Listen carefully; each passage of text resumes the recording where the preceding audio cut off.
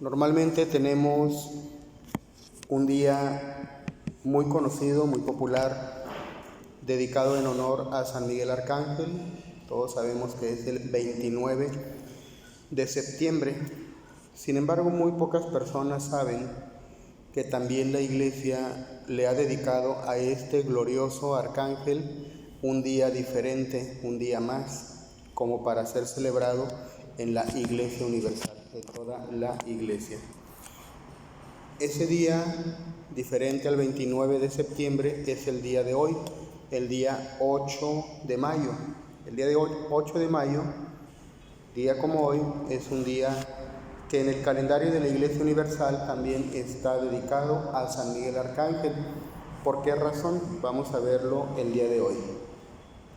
Así como la divina bondad ha dado a su Iglesia como príncipe y defensor al glorioso San Miguel Arcángel, así como San Miguel Arcángel antes en el Antiguo Testamento había sido el encargado de cuidar a la sinagoga, hoy ha querido Dios nuestro Señor que San Miguel cuide a su Iglesia, pero también que se haya aparecido en diversos lugares, diversos países y en diversos tiempos, para así obrar cosas maravillosas por intercesión y ministerio de este bienaventurado príncipe de la Iglesia, que es San Miguel Arcángel. Muchas han sido las apariciones de San Miguel Arcángel, muchos templos le han sido consagrados, así en Oriente como en Occidente, pero la más ilustre y señalada aparición es la que sucedió en un monte de Italia, de la actual Italia, llamado el Monte Gárgano, que se encuentra en la provincia de Puglia, del que por entonces era el reino de Nápoles. Resultó que siendo pontífice el Papa Gelasio I, un hombre rico, tenía grandes manadas de ganado mayor, de toros, vacas, y como una de esas bestias se salió del rebaño, era un toro, lo buscaron por algún tiempo y resulta que aquel toro, después de algunos días, fue encontrado dentro de una cueva. Era una cueva que no habían visto antes, era una cueva inexplorada.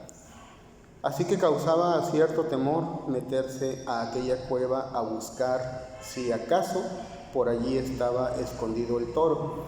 Algunos ruidos del animal delataban su presencia, pero era motivo de temor el meterse a buscarlo. Así que a alguno de los que le estaban buscando se le ocurrió una idea: lanzar una flecha, y fue lo que hizo.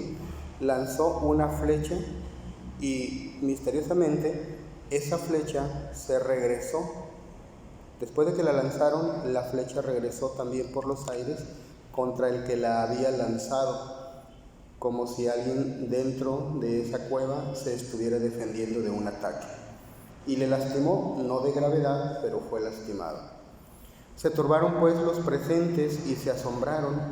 Entendieron que allí había algún secreto y oculto misterio. Acudieron al obispo del lugar de Siponto para que le declarase qué es lo que pasaba, que el obispo le diera un consejo. Así que el obispo, al no saber la respuesta, mandó que todos ayunaran e hiciesen oraciones por 3 días para implorar así la gracia del Señor.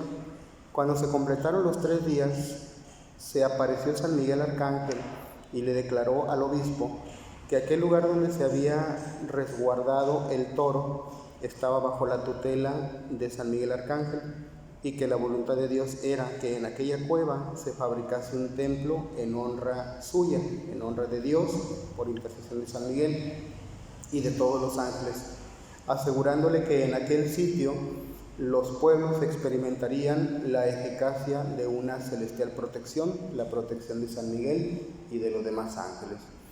Movido el santo obispo por esa soberana aparición y la promesa del glorioso arcángel San Miguel, reunió de inmediato al clero y a todo el pueblo y les explicó en un sermón la visión que había tenido, y fueron en procesión al sitio donde había sucedido el milagro.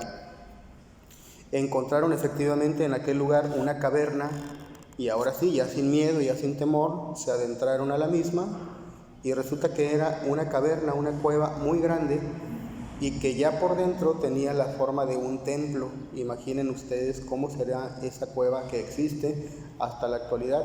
Es una cueva que tiene por dentro la forma de un templo con una bóveda natural muy elevada y sobre la puerta una especie de ventana abierta en la misma piedra por donde entraba la luz natural. Es como si Dios hubiera querido construir un templo dentro de esa cueva en honor a San Miguel.